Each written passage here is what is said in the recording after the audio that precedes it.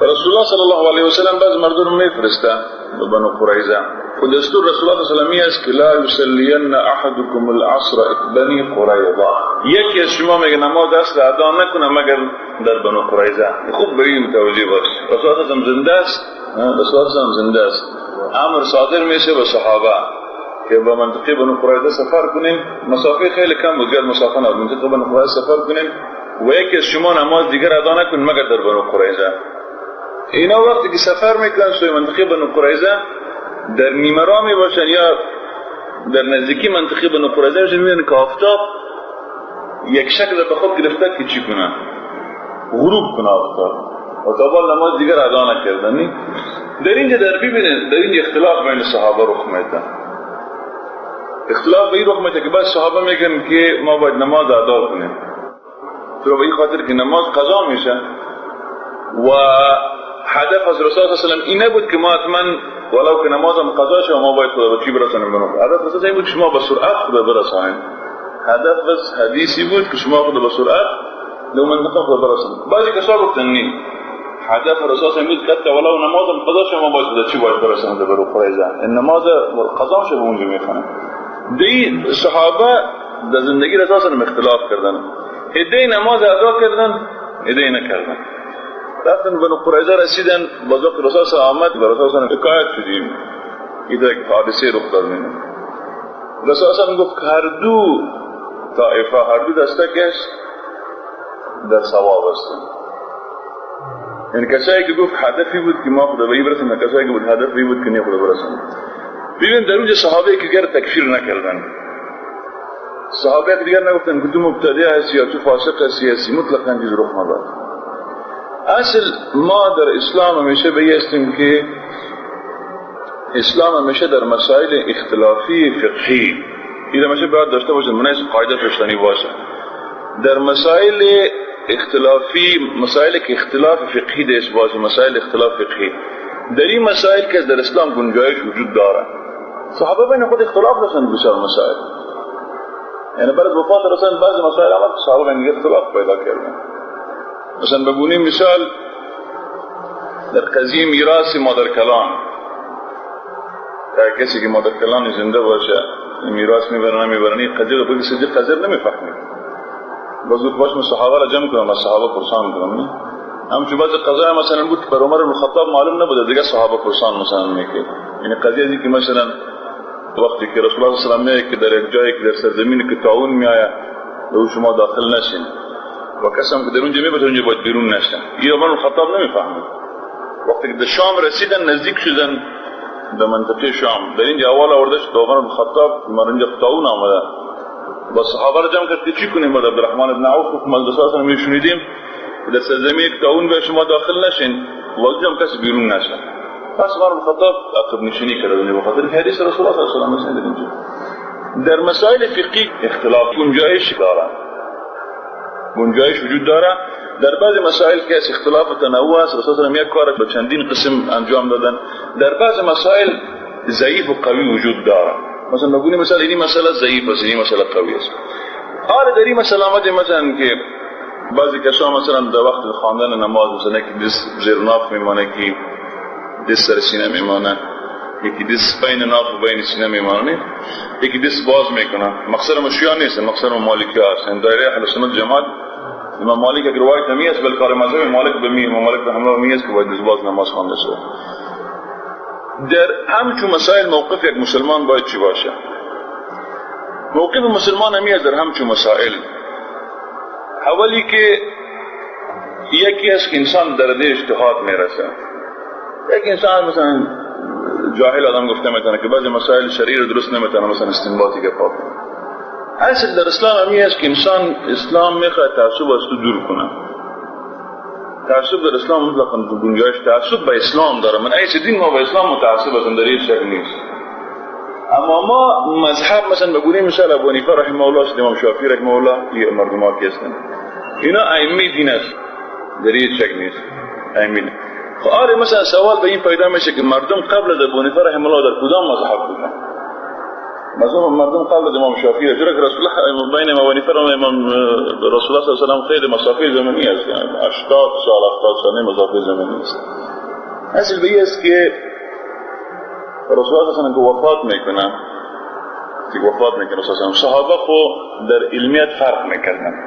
بعض صحابه در علم مثلا که در علم میراث متخصص بوده که در علم مختص متخصص فهم صحابه فرق میکنه به شکل ان شاء الله.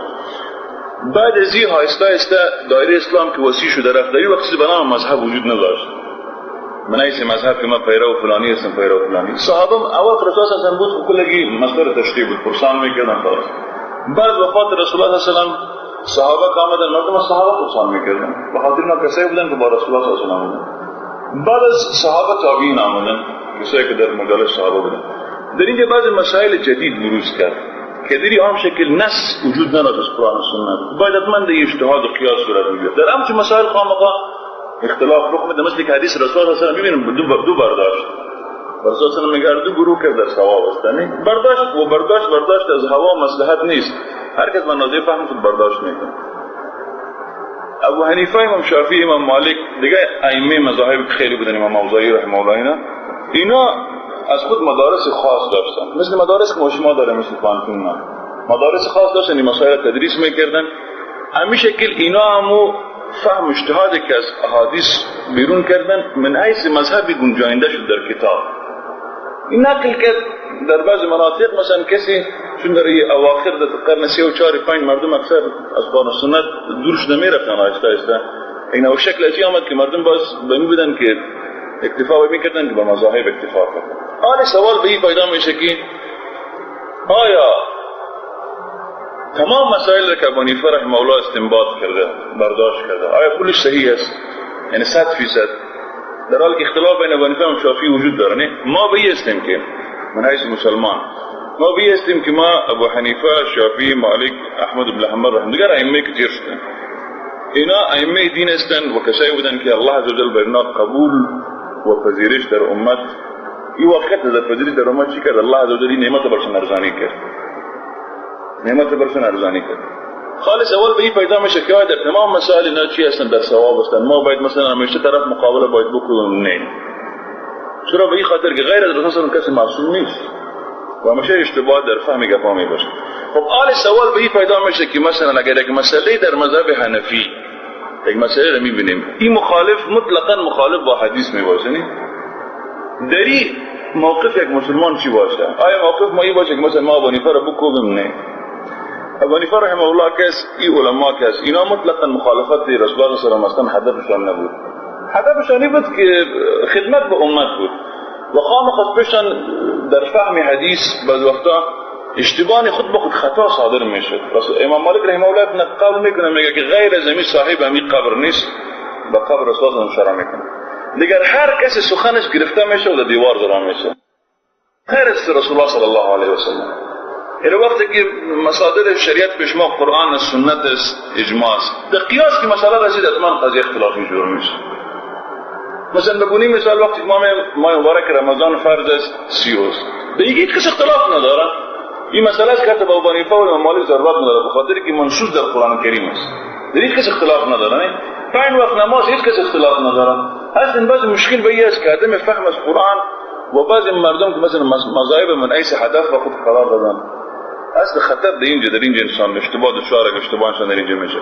خب آن آمدیم مثلا در بعضی مسائل مثلا بگونیم مثال بعضی مسائل ثابت به این میشه که مثلا نمی مخالف با مذهب شافعی مثلا حدیث وارد شده. این علت دلیلش چیست که مثلا این از خود علتهای بسیار زیاده دارن. اولی که احادیث که بود تماما زمان امام ابو حنیفه و امام شافعی و امام مالک جمع‌آوری نشده بود. امام بخاری رحمه الله کتاب بخاری رحمه الله بعد از ابو حنیفه رحمه الله 80 90 سال بعد وفات کرد. این کتاب بخاری، مسلم، ترمذی، نسائی، ابن ماجه کتب حدیث زمان ابو حنیفه نبود. مطلقاً وجود نداشت. احادیث بود اما جمع‌آوری نشده بود. خب عالی مثلا چرا در این مثلا ببونی مثالی حدیث مثلا احادیث به این شکل آمده. احادیث آمده در یک حدیث درباره دست سینه بسته کردن. این جور حدیث هم روایت میشه که از علی رضی الله عنه است که رسول الله صلی الله علیه و وقتی که نماز میخوان از علی رضی الله عنه است دست زیر ناف میگذاشت. اینطور روایت آمده که بین ناف و بین سینه و یک قسم روایت آمده ابن خزیمه روایت میکنه که علی صدره واسه نماز میخوان در بالای سینه دست میکنه. دری علما دو موقف دارن در یک مسئله. اینه میره یک مثال بردمیتم که کل مسائل فقهی رو با دش قیاس کردن میکنه. بعض علما موقف شمی است که اختلاف تنوع است. به این معنی که رسول الله میگه فرمی کی کارام کرده. اختلاف تنوع است. یعنی بعض علما به این رأی هستند، بعض علما به این رأی نیستند. بعض علما به این رأی هستند که دایی سه حالت که است، دایی راجی و مرجوح حتما وجود داره، اختلاف تنوع نیست. دایی حتما چیز وجود داره که اینی قوی است اینی ضعیف. خب حال یکی به این است که ما یک نفر انسان می مثلا امی ادله امی اطراف سیگانه چارگانه کلش تمحیص میکنه، تحلیل میکنه. علم حدیث خودش یک علم جداگانه است. اول احادیث ضعیف باید بیرون شود، کدام حدیث ضعیف است نیست بیرون شود. خب حالا مثلا اگر ثابت شود که مثلا اینی حدیث ضعیف است و به این مثلا یکی از ائمه استدلال کرده، در اینجا کس عذر از این امام چی است؟ چرا به این حدیث ضعیف استدلال کرده؟ این به این خاطر استدلال کرده به این حدیث ضعیف. در این اسباب خیلی زیاد وجود داره. یک عذر ما باید حتما عذر به اینا باید بجویم حتما. یک عذر همی است ابن تیمیه بار ذکر میکنه که رحمه الله، یک عذر همی است که احتمال داره که به می طریق که به این امام حدیث رسیده اینمی حدیث اینمی سند که به این رسیده این سند ضعیف بوده، در حالی که به سند دیگه به دیگه امام که رسیده این سند قوی بوده. و وقتی که حدیث به سند ضعیف به امام برسه و به سند قوی نرسه، او خب پیش الله عزوجل معذور است، او خب عذر داره پیش الله عزوجل. یا ای که مثلا حدیث رسیده برش خود در امی باب برش ثابت نشده که این حدیث در این باب نیست، در یک باب دیگه از یک مسئله دیگه است. مثلا یک باب خیلی کلان در فقه هست. خب من حیث مثال رو براتون ذکر میکنم که این مناسب قاعده پشتن همیشه باشه که اختلاف در مسائل فقهی در اسلام گنجایش داره و اختلافات تا به روز قیامت باقی میمانند، به خاطر که همشه فهم فرق میکنن. اختلاف در چی است؟ در این نیست که 5 وقت نماز 6 وقت است که هیچ کس نگفته، در رمضان نیست، در حج نیست. اختلاف در مسائل مثلا مسائلی که دست سر سینه بالا شه و دست زیر ناف، مثلا سجده سو در واجبات میشه و در غیر واجبات. مثلا این بعض اختلافات در درون بعض عبادات است. وی گفتیم بعض اختلافات تنوعی است که رسول الله همی کار به چند شکل انجام، مثل وتر. بعض اختلافات تنوعی نیست، درون حتما ضعیف و قوی درون موجود است. خب حالا اگر کسی مثلا این قدید می داشته باشه که مسائل تحلیل میکنه، به قوی عمل میکنه، خب برازی هیچ وقت لازم نیست که به کسی که به ضعیف عمل میکنه این زیر شمشیر رو قرار بدنه. به این خاطر که به اون چیزی که به اون سند رسیده او به اون چیز معذور است پیش الله عزوجل. خب صرف ما به این باشیم که تعصب باید نداشته باشیم. وقتی ما میخوایم خلافت اسلامی، نظام اسلامی باید حاکم شه، ما نظام اسلامی در سایه یک مذهب نمیخوایم. وقتی ما خلافت اسلامی به این معنی که تمام امت ما میخوایم جمع کنیم زیر خلافت اسلامی و هر مذهب اسلامی نیست، شافعی، حنبلی، مذاهب، اینا تماما یک ثروت و گنجینه فقهی اسلام هستند. هزار کدام میتونه استفاده کنه، هزار کدام استفاده باید صورت بگیره. یعنی مثلا بگونی مثلا به یک شکل نشه که مثلا که حتی بعض علما در این تعصب رایستن در کتب خود، حتی به این ذکر میکنن که باز زنی که در مذهب شافعی باشه و او ازدواج صورت نمیگیره. چرا؟ میگه به این خاطر که شافعی یک مسئله عقیدوی است، به این مسئله معتقد هستن. خوب چون به خاطر که اونا مسلمان هستن خیر قیاس میکنن سر اهل کتاب با اینا عروسی میکنن، حتی این مسئله ذکر کنن. از دوتر مسائل ذکر میشه مثلا کسی حنفی است بس به شافعی نماز نخونه. چرا؟ به خاطر که در مذهب شافعی مثلا برآمدن خون کس خروج خون شکننده وضو نیست، در حالی که در مذهب حنفی است. خب پس وقتی که مثلا امام افتراض که از خون ازش برآمد ایخ نزد احنفیا مذهبش چی است؟ شکننده وضو است، مفسدات وضو است، پس نماز نمیشه، در حالی که ما در فقه بیت مکلف نیستیم به چیز. من میشه این سوال مطرح میکنم برادر اکثر که شما تصور کنید که امام شافعی میگه نماز آمد داره میگه نماز میخوانه، آیا ما پشتش اقتدا کنیم؟ یعنی حال سوال روی است. انسان باید یک تصور باید داشته باشه. مثلا ما حنفی هستیم در افغانستان، اگر امام شافعی مثلا تصور که امام شافعی رو زنده کرد الله دل آورد، آیا پیش نماز میخوانم؟ یعنی یا به می خرافات و چرندیات که پیش بعض مردم است به مین تن در میت. یا مثلا اگر بانیفا مثلا زنده شد و مثلا بعضی کشورهای شافعی مذهب هستن آخرش نماز میخوان نمیخوان. اصل ما به است که بانیفا امام احمد شافعی اینا ائمه دین هستن. ائمه دین خیلی زینه تنها به 4 نفر محصور نیست، خیلی مذاهب است، طبری، اوزاعی، مذهب سفیان الثوری، مذهب سفیان بن عینه، مذاهب بودن. چون اینا 4000 خدمت شد توسط شاگردایشون گنجانده شد برای ما رسیدن. یا ثروت‌های چی هستن؟ اسلام هستن و مذهب این مدارس فکری که مدار مذهب حنفی شد این چیز جدا از اسلام نیست. واسه کسی جدا از اسلام میگه این جدا از اسلام نیست. یک چیز که التصاق داره چسبیده با اسلام است و صرف گفته مال فهم فرق میکنه. اما هر کس نه که هر کس باز فهم مثلا نمیشه که آدم جاهل بیاره بگه اینی حدیث از تو چی فهم میگیری. نه، از خود آلیات و وسایل داره اجتهاد که انسان میتونه فهم بگیره.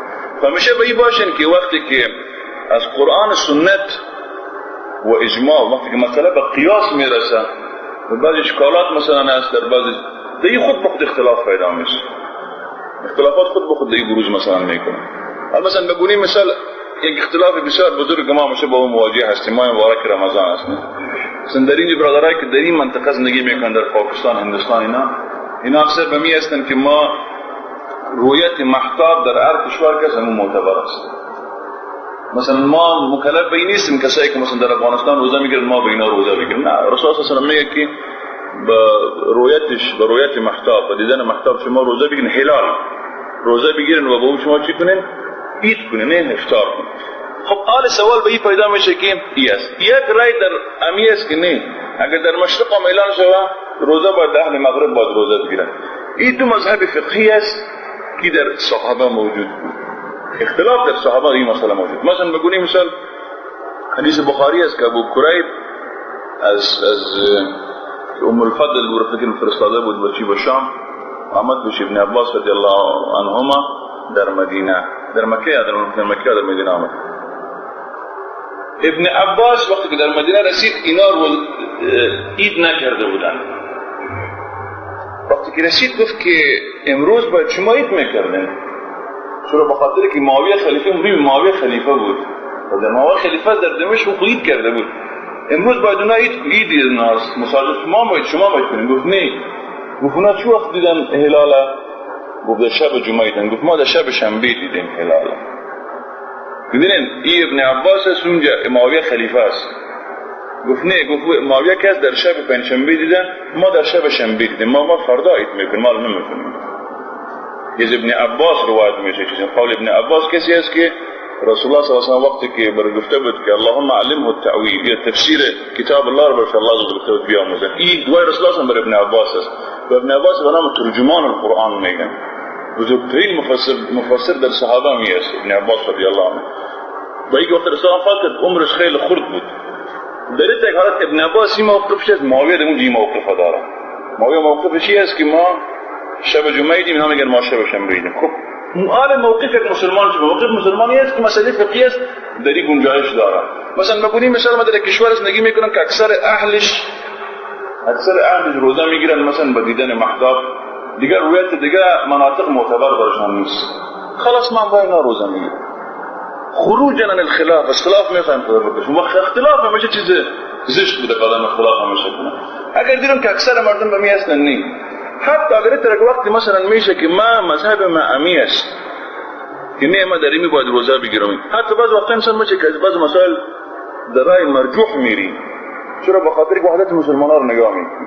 پس موقف ما در قبال رمضان که آمدنی از چند روز بعد داری بسیار اختلاف کلام پیدا میشه و حتی مسئله تکفیر به کلیگاه میرسه. نه، اصل موقف مسلمان همی است مادام که همی اختلاف از سابق برای ما نقل شده به نظر به مفاهیم حدیث که صحابه گرفتن، پس این گنجایش اختلاف وجود داره. این کدام قضیه نیست. شما در روزه که ما در روز، شما در روز نماز بخوان، ما در روز نماز بخوان، بیش کار نیست. خود در اصل امی است که نباید قومیت وطنیت هیچ چیز من یک اصل برای ما قرار. مثلا بگویم مثلا بعضی بلدان قصه کردن در اروپا و در امریکا حتی این مسئله قدر اثر گذاشته که مثلا حتی بلدان قصه میکرد در گوانتانامو ما به مشکل مواجه درون حالا مثلا درون مردم کش میکرد که به حساب پاکستان روزه، در حالی که اونجا گوانتانامو کجاست؟ پاکستان کجاست؟ امریکا کجاست؟ این باز یک مسئله قومی جور میشه. ما اسلام نمیخوایم که مطابق اهوا و میل و خواهشات نفسی خود بسازیم. یک و ما همیشه در اسلام وقتی که ما مسلمان هستیم باید طبق ضوابط اسلامی زندگی خود باید عیار بسازیم. دو، سوم اختلافات فقهی که ما باید میبینیم ما باید بفهمیم که موقف اسلام من موقف ما چی است. بعضی کسا میگه تو چی موقف داری دیگه بار؟ نه، من موقف ندارم، در قبال اسلام موقف ندارم. الله برای ما چی گفته که باید چی نوع موقف دارم که مسائل اختیار کنم.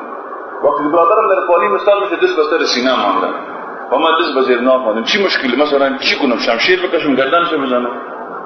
اگر ترناس وجود داشته باشه کارو میکنم، اگر نه به این باشه که نه خود مسائل است که در این راجع و مرجوع اختلاف تنوع است، این خودم اشکال داری نداره، اشکال وجود نداره.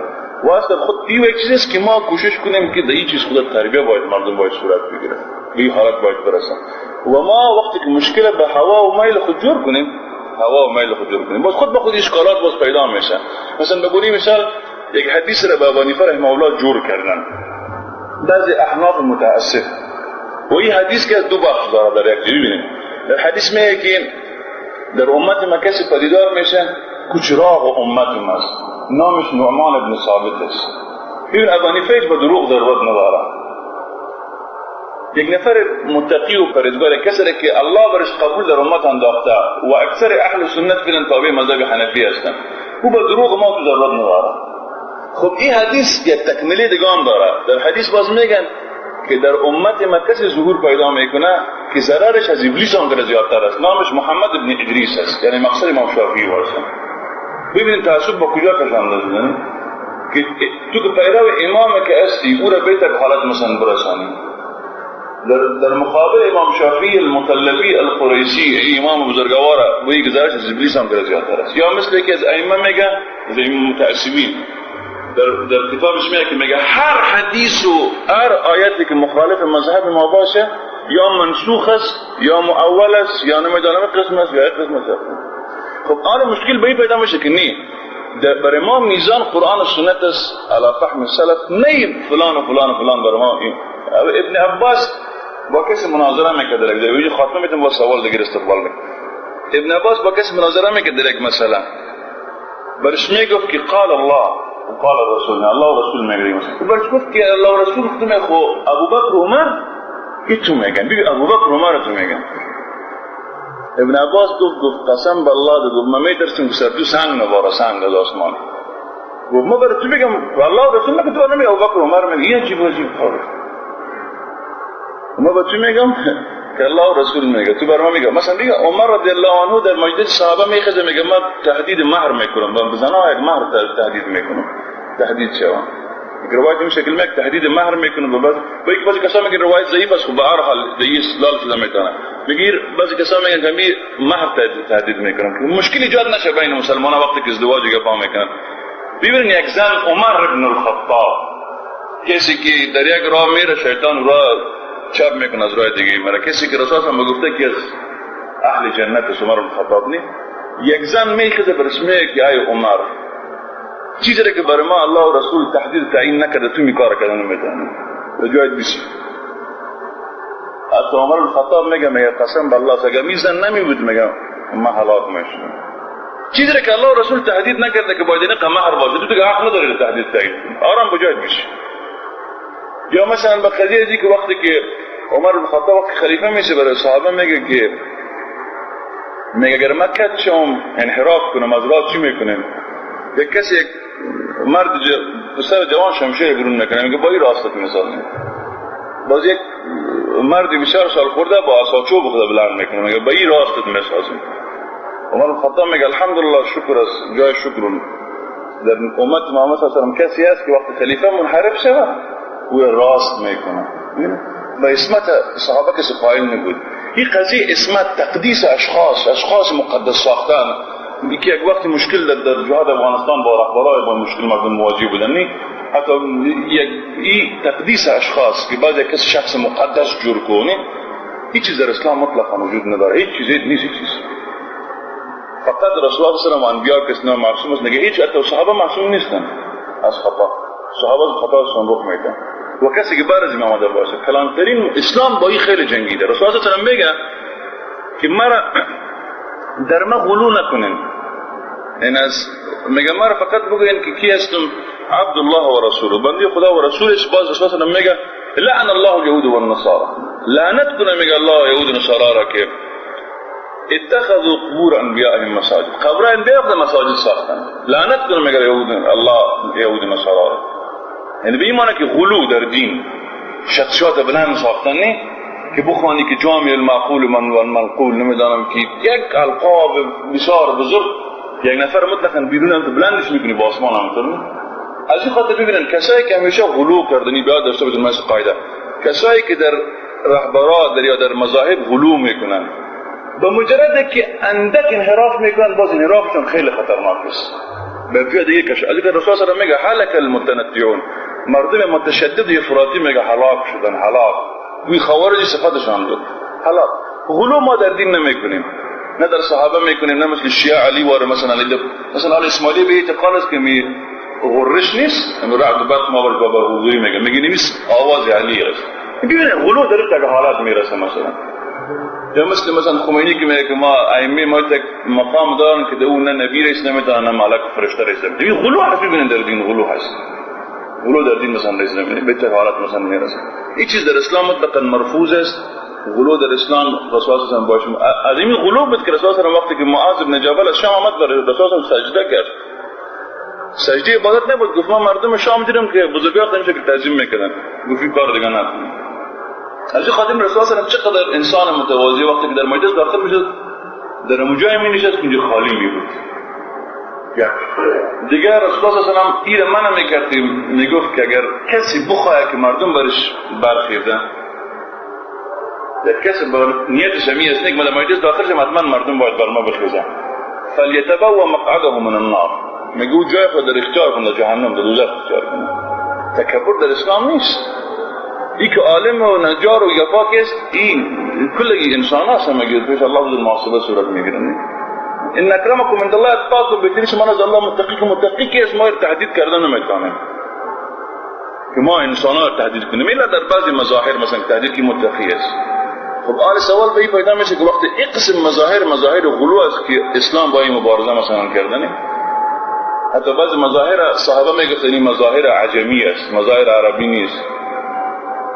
مثل میگونی مثال ماشی کسی مشاهده میست بسیار افغانه ماشی بسیار خود تصمیم میزن این مظاهر غلو است. با اسلام مبارزه که این کار باید صورت نگیره. این یک حالت که میشه حق یک نفر ادا میشه، نه به مرتبه الوهیت میرسه مثل علی رضی الله عنه، نه به اون مرتبه مثل خوارج که علی را مطلقاً اسلام بیرون کردن. حالا خوارج علی اسلام بیرون کردن، گفتی کافر است، نعوذ بالله من ذلک. شیعه چی کردن؟ علی را مطلقاً بلند ساختن. اهل سنت موقف وسط، صحابی است، خلیفه راشد است، مبشر بالجنه است، مرجع به جنت داشته، پسر کاکا و داماد رسول الله صلی الله علیه و آله است. این موقف اهل سنت است. ان شاء الله به این اختلافات حل بشه. و در این ارتباط نمیدانم که کتاب به پشتو کسی کتاب ترجمه کرده، شیخ الاسلام ابن تیمیه رحمه الله است، رفع الملام عن ائمة الاعلام، کسی ترجمه کرده کتاب پشتو در مسائل اختلافات. و در این بهترین مسئله کتاب است در فارسی، اگر کسی میخواد مطالعه کنه احتمال داره در بازار پیدا شود، به نام انصاف در مسائل اختلافی. شاوریلای دهلوی رحمه الله است، نسیم فقیری کسی ترجمه کرده، محمد نسیم فقیری، انصاف در مسائل اختلافی. کتاب بسیار زیبا، شاید 70-80 صفحه باشه، بسیار مختصر. یه خود امامان نقطه‌ای مطلوب خبر اصلا بنام نه گفتم اینا مدارس مذهبی بودن که مسائل استنباط میکردن، مسائل از قانون استنباط میکردن، بعضی مسائل گنجانده میشد، مثل مدارس که فرن ما شما مثلا داریم. و همیشه که این مسائل با زمانت و نسل به نسل انتقال پیدا کرد، خصوصا در جایی که اینا حاکم شدن. شاگرداش ابو یوسف رحمه الله مثلا قاضی بود در زمان هارون رشید، شاگرد ابو حنیفه رحمه الله هست. خود به خود مذهب از اینجا نشر باز پیدا کرد، چون به خاطر قاضی بود نی و کل فتاواش اعتماد بر فهم ابو حنیفه رحمه الله کتاب و سنت داشت. از ابو حنیفه رحمه الله نقل قول می است اگر قول ما سخن ما تمام ما ذکر است، اگر سخن ما مخالف با قرآن حدیث می باشه سخن ما را به دیوار بزن و تمسک بچی به حدیث. امام شافعی رحمه الله، امام احمد که امام اهل سنت در این شک میشه، این اقوال خیلی درست میان. یعنی به این معنی که اید و ائمه نگفتن که حتما از ما باید چی کنیم، مطلقاً چیزی که ما میخوایم از ما پیروی کنیم، بلکه حتی در مذهب حنفی کسی خیلی عمیق شد در مذهب حنفی اختلافات ابو یوسف شما ببین با ابو حنیفه چقدر اختلاف بوده در مسائل فقهی. باز اختلاف محمد بن حسن الشیبانی رحمه الله با ابو حنیفه، حتی در مجلس واحد اختلاف، اگر مجلس اختلاف صورت میگیره. واضح فهمنی؟ اما نه کسی کسی را تکفیر میکرد، نه کسی کسی را مجلس بیرون میکرد. فهم مسائل فهم ضابط مسائلی که ببینید ما از این بالاتر براتون مثال میتونم. در مسائل عقیده بین صحابه اختلاف بود. مثلا در وقت در معراج اختلاف بود که آیا الله عز وجل رب خود دیده یا ندیده؟ رسول الله صلی الله علیه و آله. بین صحابه اختلاف بود. دری که رسول الله صلی الله علیه و آله جسم روحا رفت، تنا روحا رفت، دری بعض از طرف نقل میشه که تنا روحا رفت، نه رسول الله صلی الله علیه و آله. دری ببین اختلاف در مسئله با عقیده مطلقاً تماس داره. چون اختلاف در اینجا دیدن گنجایش چیز وجود داره از خود نصوص، همه قسم فهم گرفته میشه، خلاص به این چی کردن کسی نه تکفیر میشه، مثلا ما کسی را کافر بگیم. این می چیز که انسان یکی فقه دانش تحمل ما باید در خود پرورش باید بده. و این وقتی میشه که ما باید بفهمیم که مذاهب کس تمام ائمه که هستن و امروز ائمه وجود دارن. خب حالا براتون بگم حال در حقیقت ما اکثر به این هستن که ما حنفی هستیم. ما در حقیقت حنفی نیستیم. ما در حقیقت مذهب امام مسجد ماست. ابن عابدین رحمه الله میگه از علماء احناف است، میگه مذهب عامی کسی که فهم نداره مذهب امام مسجدش میگه چی میفهمه که ابو حنیفه این مسائل رو مثلا کسی پرسان کنیم که همین نماز خودت میخوان بس با گوش مثلا میزنی از زیر ناف میمونی یا مثلا در دیگه چی دلیل داری به این چیز؟ هیچ دلیل وجود نداره. از این نمیفهمه که برش بویی که ابو حنیفه رحمه الله اسمش چی بود، از این تقاش نداره. خود تمام سوالای خود از کی میکنه؟ از امام مسجد میکنه. و احتمال امام مسجد یک مذهب دیگه باشه، امکان داره منطقا جاهل باشه، احتمال پس این در مذهب از او است. یعنی اطلاق از اینکه حنفی است برای ما خود یک چیز بسیار کلان معلوم میشه که کسی حنفی بودن یک چیز بسیار کلانه. این در مذهب امی است. بازو مثلا در مذهب امام خود است، فهمیگه باشه. و در چون بخاطر یک عام شکل مذهب ما هستیم که تقریبا یک مسئله در پاکستان خیلی که تقلید و غیر تقلید یک قضیه جور کردن بخاطر اینکه مردم حرام است، نه دیگه قضیه نیست امروز رو جور میکنن که دیگه باز نه قضیه حاکمیت که الله به قرآنش باید حاکم باشه ولا و برا باید کی باشه، نه از این قضایی که انسان باز پایین شه باز شیطان اونجا انسان باز مصروف نگاه میکنه. ما فعلا به هستیم که قضایی گذاشته باید شود. اگر حنفی هستی حنفی باش، اگر حنبلی است خیلی علماء کلان حنفی و شافعی بودن، این اشکال وجود نداره. اگر اهل حدیث هستی اهل حدیث باش، در حالی که ما خودم با این شخصا با این مصطلح مخالف هستم. هر مسلمان اهل حدیث است، هر مسلمان سلفی است، هر مسلمان باید سلفی باشه. یعنی سلفی به ایمان که ما مثلا خود باید رجوع بازگشت باید کنیم. اصلا همین است. اهل حدیث چون یک نام مثلا نمونهش یک تنظیم کنه زهر که صحیح حدیث شده میتونه. و چون حال که آمده کسی مثلا مقلد است یک مذهب باش، یک کسی مقلد یک مذهب نیست، مقلد یک شیخ دیگه یا خودش استنباطات از خود داره مثلا باش. ما به این استیم که صرف تعصب از خود دور کنیم. هیچ چیز نباشه خلاص ما چیز نمیفهمیم. بسیار نقاط مشترک بین میان ما و شما وجود داره. ایمان به الله و ملائکه این اختلاف نیست بیشتر. به این سری مسائل کار میکنیم که قرآن اول حاکم باشه، حدیث رسول الله باید حاکم باشه، ولا برا به خاطر کی باشه. بعضی مسائل است که این تا روز قیامت مثل که روی زن عورت است، یعنی این قضیه اختلافی است بین ائمه. تا روز قیامت کی مسائل کسی مطلقاً حل کردن نمیتونه. یعنی شما باشه در کسی اگر به یک کسی فکر باشه که مسئله دست سینه و زیرناف حل میشه، حل شده. راضی و مرجوح معلوم است، اما ما نمیتونیم کل امت مثلا مکلف به یک مذهب جور. اصلا بسیار کار است که از چی بشر بیرون است، از تحمل از توان بشر بیرون است چیزی نه. ابو یوسف ازش نقل قول میشه که هارون رشید مذهبش بود که وقتی خون از دستش بیرون شود و جایش بیرون شود وضو را دوباره نمیکرد. کسی ابو یوسف پرسان کرد که تو خود در مذهب تی است که خون بیرون شود از جایش بیرون شود وضو میشکنه، چطور پشت هارون رشید نماز میخونی؟ باز گفت که وای حق وای بر تو اون نفر وای بر تو، گفت من پشت امیر المؤمنین نماز نخوانم، پشت خلیفه مسلمان نماز نخوانم. از کجای چیزی که خرافات در ما آوردن بر ما میگه؟ حال بیست نه. خب انسانی رو تصور همیشه داشته باشه، همیشه میگم کسی با مذهب اختلاف داره بگه امامش که زنده شه پشت نماز میخونه. این بسیار جواب اما چی است یعنی شکننده است به کسی ساکتش مثلا بگید. والله عز وجل ما شما توفیق بده که علم دین حاصل کنیم، فهم حاصل کنیم و ما همیشه به این باشیم که قرآن بر ما میگه که لقد كان لكم في رسول الله اسوة حسنه. نگفته فی ابی حنیفه فی احمد، نگفت مطلقا، نگفت فی رسول الله، در رسول الله نگفته فی ابو بکر و عمر، فی رسول الله اسوة حسنه. ما را به الله عز وجل توفیق بده که ما فهم سنت بر ما حاصل شه. با فهم سنت اختلافات مذهبی که از خود به خود برداشت نمیشه. انسان ما خودم به حدیث مثلا میخوام دید انسان روز به روز وسیع‌تر می‌کنه برای مسائل خوب وسیع‌تر می‌تونه اسلام آغوش خیلی کلام داره اما برای مسلمان هم میگه در خود میتونه کسی در خود مثلا ایجاد کنه الله اعلم نه اصلا چیز برای همین کلمه وهابیت یک وقت میفهمید برای صحبت کنم حال نه این وهابیت نیست وهابیت مثل کلمه اخوانیت چیز وهابیت متقال وجود نداره وهابیت که حرکت بود 200 سال پیش رفت خلاص دیگه مثلا ما بگیم که اتحاد اسلامی دیگه تا 200 سال بعدم بگیم اتحاد اسلامی رفت خلاص گناه نام تغییر دادن یک چیز دیگه مثلا ماندنی تا این چیزا مثلا نباشیم که الان فلانی این مثلا صحبت اصل همین است که گفتم برات که بعضی برادرها میگه وا بگو یعنی موقفشون نمیباشه ما موقف ما همین است که ما پشت اهل حدیث هم نماز میخوانیم پشت حنفی شافعی مالکی الا از کسی که ازش مرتکب کفر شده باشه هر کسی که باشه امروز اگر کسی در افغانستان یا پاکستان در پهلوی امریکایی است اگر از بزرگترین علمای اهل حدیث باشه پیشش نماز نمیخوانه و از بزرگترین علمای حنفی پیشش نماز نمیخوانه ما موقف ما همین است اگر در اونجا نباشه مرتکب کفر نشده باشه پیشش نماز میخوانه چه برادر دیگه سوال که مختص به بدون مسئله سه مسئله نشه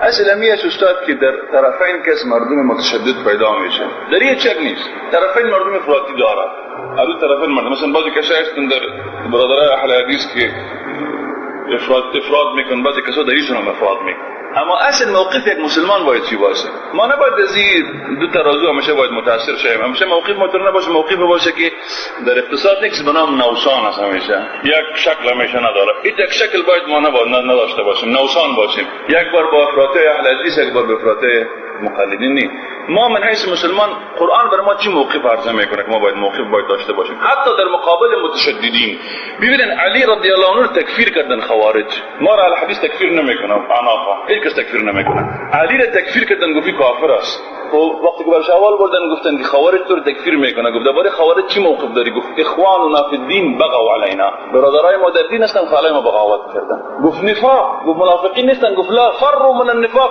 گفت از نفاق فرار کردن گفت منافقین قرآن کریم تلاوت میکنن زیاد به مساجد گفت شتاب میکنن قرآن میگه به نماز که شتاب میکنن کسالا میباشن یا کسالا نیستن قرآن تلاوت میکنن لا منافقین لا یذکرون الله الا قلیلا در حالی که خوارج خیلی ذکر خب موقف علی همی است که اخواننا فی الدین بغوا علینا مثلا اگر ما اصلا افراط مرض است افراطیگری در هر چیز باشه مرض است حالا سوال به این است که اول کلمه افراط به شما در مجلس ما نه که ما را امریکا هم افراطی میگن در بسیار مسائل عادی افراط در اصل افراط که مثلا است مثل خوارج گذاشتن خب حالا موقف ما من ایس مسلمانی باشه که اگر کسی همون موقف گرفت که طرف مقابل تکفیر کرد ما تکفیر نمیکنیم این موقف ما باید نباشه چرا ما در اهل سنت قاعده داریم که بدعت به بدعت باید رد نشه کفر با کفر باید مثلا یک نفر کافر شد من به خاطر انتقام ما کافر شد یک نفر مبتدی هست من باید پس مبتدی شم که به خاطر نه موقف ما قدر موقف باید سالم باشه موقف یک مسلمان که از طرفین که ما تشدد میبینم ما باید موقف می باشه موقف قرآنی باید باشه و با اینا باید با قسم ما باید چی کنیم معامله باید کنیم که قرآن ما رو به امر کرده و سنت رسول صلی الله علیه و حتی در مقابل متشددین تشدد در دین میکنن حتی رسول الله صلی الله علیه و سلم ببینید در زمان رسول الله کسی آمد بر رسول الله صلی الله علیه و سلم گفت که تو در غنیمت عدل نکردی گفت غنیمت عدل نکردی رسول الله برش گفت وای بر تو ما که عدل نکنه خیلی کی عدل میکنه یکی صحابه گفت که اجازه بده گردن شو بزنم گفت نه نماز نخوانم این خواندن نماز در اینجا برای شد که باید خونش رسول الله وقتی که امیر رفت بیرون وقتی که رفت رسول الله گفت از این کسای بیرون میشه که شما نماز خود پیش نماز حقیر میشمان روزی خود پیش روزی سخوان خود قسم از دین نبراین مثل که همو پرندر کسی که تیر بزنه با تیر بیرون شد این مردم خوارج بودن که نپسند بیرون شد تشدد همیشه حل داره بس کسی که گمراه شد دیگه ما موقعی نمایمد گمراه شد علاج اصل همیست استاد باید بگویم که در امت اسلامی بسیار امراض است اگر مثلا بگونی مثال ملت افغانستان برای شما من مثال براتون میدم نمونه مثال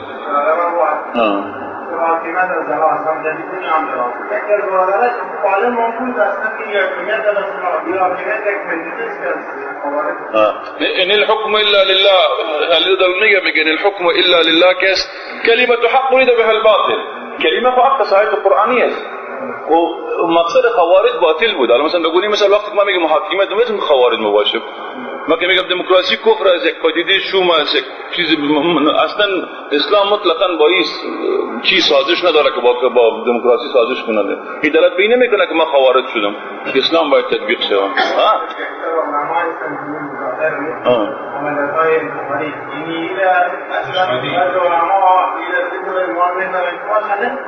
یکی ما مشکل ما یه استاد که آدم نه تفکیک مسئله کنه که مثلا بعضی مردم که مسئله حاکمیت مطرح میکنه خصوصا در سعودی مسائل غیرت مطرح میشه، در این پاکستانی مسائل مطرح زیاد میشه خصوصا بعضی کسایی که خدا به سلفیت منسوب میکنن، در حالی که سلفیت شاید سلفیت شیطان باشه که به مصالح شیطان خودش میکنه. این مردمی که هستن ما با اینا خیلی در مجالس مناظره نشستیم، اینا امیر قولشان است که اگر حتی میگن اگر حاکم قوانین انگلیسی در کشور حاکم کنه کافر نیست. چرا؟ به این خاطر که میگه این قول ابن عباس از کفر دون کفر، اگر کوی گینه کفر است میگه تو خوارج هستی.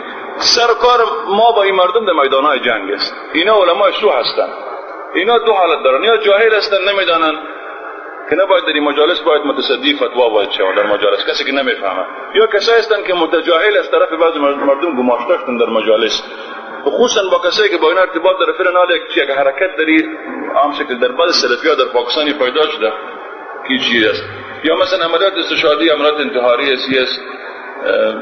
این چیزا خیلی سفسطات و خرافات اینا خیلی زیاد است. الله عزوجل ما شما رو نگاه کنه در حدیث ابن ماجه میگه که در آخر زمان در فتنه ها میشه فقط الله در انسان به علم زنده نگاه میکنه، یعنی به علم. من حیث یک مثال براتون ذکر کنم. ما دیشب جای بودم برای ما کسی گفت که در جیو چینل تلویزیونی پاکستان است، گفت یک برنامه را مانده بدن در این باره که حوادث 11 سپتامبر کسی حوادث خود امریکایی را در پشت پرده بدن. من گفت این باره چی میگه؟ ما برش خندیدم، خنده کردم. گفت چرا؟ ما گفتم قسم بالله عزوجل شکر خود بوش هم میگه این کارا کردیم میرم بوار. هیچ ما مطلقاً هیچ چیز بوش کذاب است، کذاب. چرا؟ ما گفتم ما به یقین ایمان کامل دارم که کارا کسی کرده که شاید اصدق لهجه على وجه الارض باشه، اینقدر لهجه صدق داره. ما گفتم تعجب به این میکنم که ما نفر کافر و دروغگو و شیطان او را ما تصدیق میکنیم و کسی که اینجا مسلمان است و کسی که اینجا صادق است ما را چی میکنیم؟ و حدیث رسول الله در آخر زمان مردم کاذب و مردم میگن راستگوی است، مردم میگن کاذب است. و این امی فعلا امی آلت اعلامی کسی به رسانه‌های خبری که ما شما میبینیم به شمول علمای سو، اینا علماء سحری فرعون هستند. سحری فرعون نیست. و جالبیه در قرآن کریم لفظ حبال آمده. حبال ریسمان هم میگن، نه کبل در چی برف میگن انگلیسی. CNN هم که شما همه چی کنن کبل نتورک نه که امی بینه کبل از امی حبال علقه و حبال هم و عصیه هم. حبال هم انداختن، عصیه هم و عصایست که بزرگ در مردم میخبرن. آره یو رسانه چی از این خاطر ما دیشب با در مجلس ما گفتم که شما باید به این چیزا مطلقاً گوش ندین. کسی که عالم توصیه ما بر برادرامی است، کسی که قدرت تحلیل اخبار نداره از نگاه اسلامی، نه بی بی سی گوش کنه، نه امریکا، نه آشنا نه غیر آشنا، تحلیل نداره، نمیتونه تحلیل کنه مسائل. به این خاطر اینا کس فتنه است، انسان به فتنه سر دچار میشه. قرآن بی بر صحابه میگه و فیکم سماعون لهم، این صحابه کسایی هستند که به اونا خیلی گوش میدن به منافقین. ما کنه صحابی استیم، نه ضرورت رسول صلی الله علیه و آله برخوردار هستیم. این خود دلالت به این میکنه که ما نباید به چیزا باید گوش بدیم. جزاک الله خیر شیخ.